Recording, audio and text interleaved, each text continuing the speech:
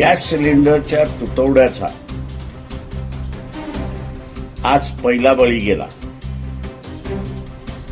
आंधवी मिर्झापूरचे वंचित बहुजन आघाडीचे माजी सरपंच शंकरराव शिरसाट हे सकाळी 9 वाजल्यापासून गॅस लाईन मध्ये उभे होते.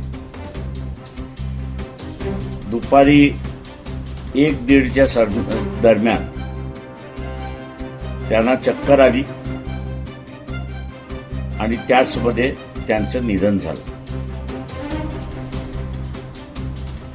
गॅस तुटवडा होणार याची अगोदर कल्पना दिली होती.